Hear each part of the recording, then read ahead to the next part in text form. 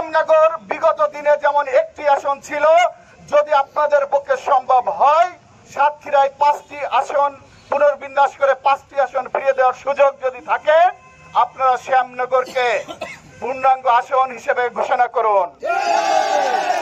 যদি সে সুযোগ আপনাদের কাছে না থাকে, কোনো ব্যক্তি বিশেষ বা কোনো দলকে, কোন ধর্ম ব্যবসায়ী গোষ্ঠীকে সুবিধা দেওয়ার জন্য যদি এই সিদ্ধান্ত নিয়ে থাকেন, তৎকালীন মঈনুদ্দিন ফখরুদ্দিন যেমন ফ্যাসিস্ট হাসিনাকে সুবিধা দেওয়ার জন্য বাংলাদেশের 108-এর অধিক আসনকে পুনর্বিন্যাস করেছিল, আপনাদের উদ্দেশ্য যদি তেমন থেকে থাকে বিশেষ কোন দলকে সুবিধা দেওয়ার জন্য, আমি বলবো সেই মনোবাসনা আপনারা পরিত্যাগ করুন। আপনারা যদি আপনাদের যে মনোবাসনা আছে সেটা পাকাপোক্ত করার জন্য পূর্ণাঙ্গ গেজেট আকারে প্রকাশ করেন।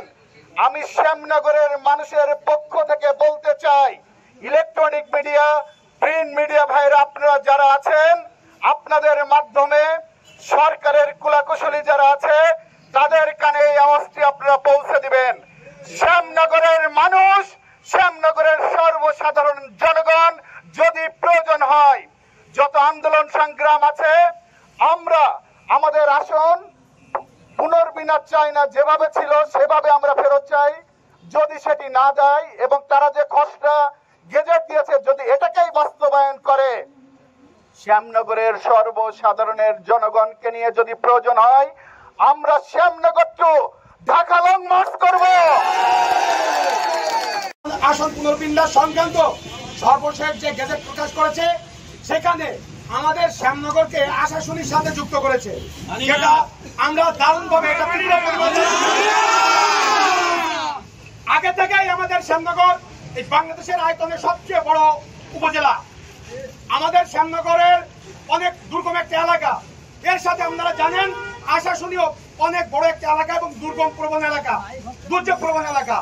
এই বিশেষ একটা দলকে সুবিধা দেওয়ার জন্যই এই ধরনের একটা ঘটনা ঘটানো হয়েছে। আমরা এটা তীব্র প্রতিবাদ এবং নিন্দা জানাই। আমরা অবিলম্বে সংসদীয় আসন পুনর্বিন্যাস সংক্রান্ত এই গেজেট বাতিল করে পূর্বের আসন আমরা বহাল রাখার আবেদন জানাচ্ছি। নগরের আশাশুনি একটি নির্বাচনী এলাকা হবে, সাতক্ষীরা 4। এটা কি আদৌ সম্ভব?